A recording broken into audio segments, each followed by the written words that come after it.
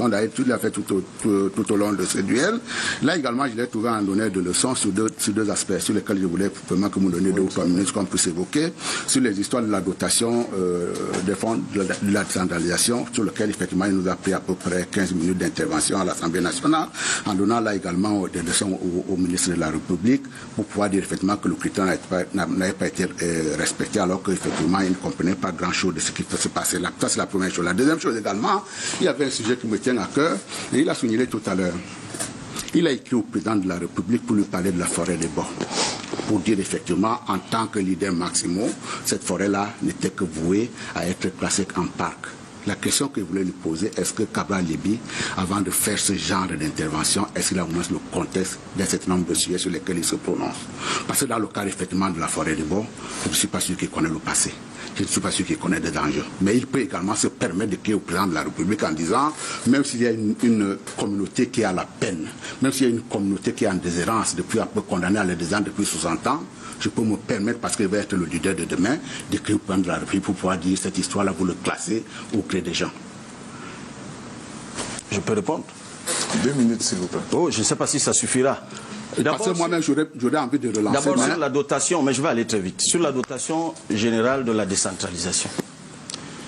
Je découvre ici un député de la République du Cameroun qui dit que lorsque je rappelle au ministre des Finances les termes de l'article 25, alinéa 1er, 2 et 3, qui institue la dotation générale de la décentralisation et qui en fixe le plancher à l'alinéa 2e, à au moins 15% du budget, des recettes de l'État. Des recettes de l'État, on va en parler.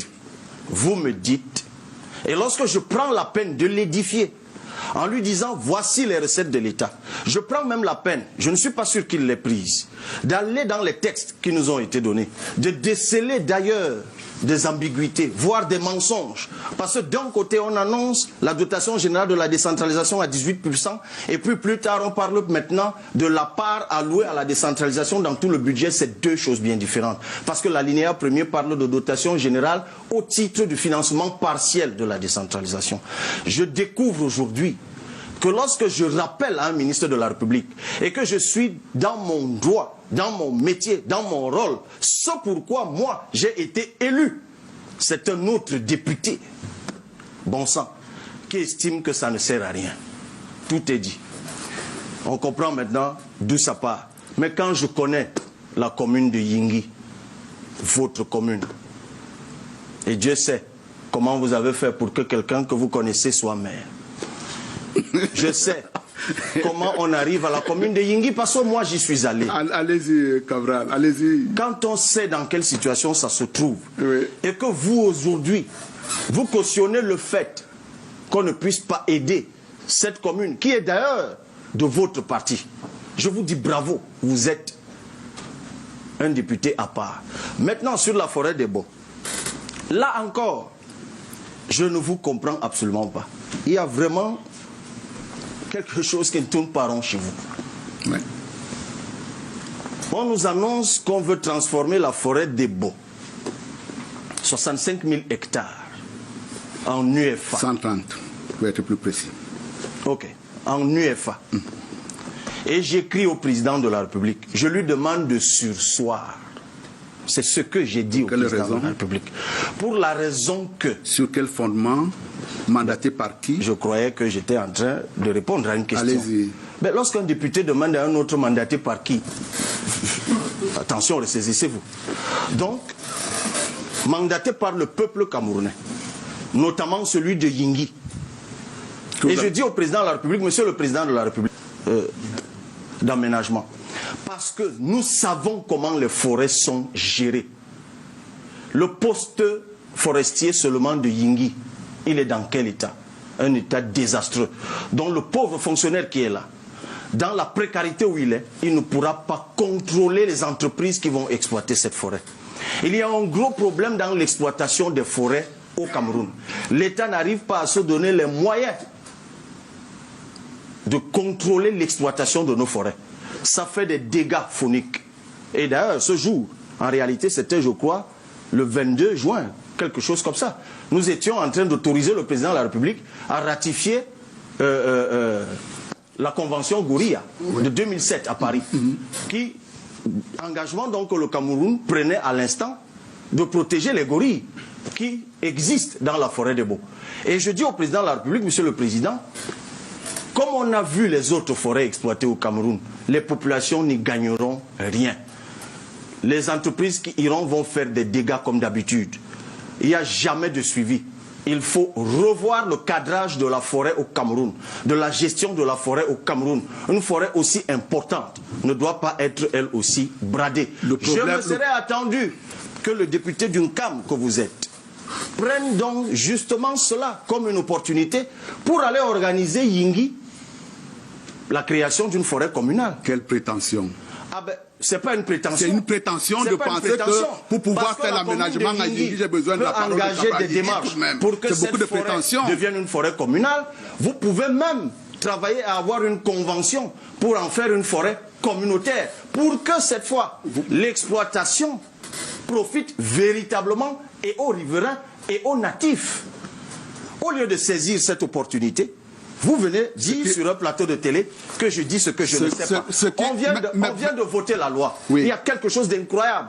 Et évidemment, ça, c'est des choses qui vous échappent. Parce que vous êtes sur tout un autre nuage. Mais c'est vous qui êtes sur un nuage. De notre budget, oui. On a fait monter la taxe d'abattage sur les forêts communales et communautaires à 4%. Oui. Alors qu'on la laisse, on la baisse à 3% pour les entreprises certifiées exploitation durable. On voit tous ce que ça fait. 2 poids, 2 mesures. Les entreprises étrangères qui, elles, vont probablement gagner cette UFA, qui vont l'exploiter comme à l'accoutumée. On est en train de préjudicer les populations. On est en train de faire une mauvaise loi. Ce jour, vous m'avez entendu interpeller le ministre des Forêts, lui dire que je ne comprends pas pourquoi depuis 2014, où on devait cesser d'exporter les grumes, on continue à exporter 800 000 mètres cubes de grumes dans ce pays, parce qu'on se contente de prélever 12,5% de la surtaxe à l'exportation.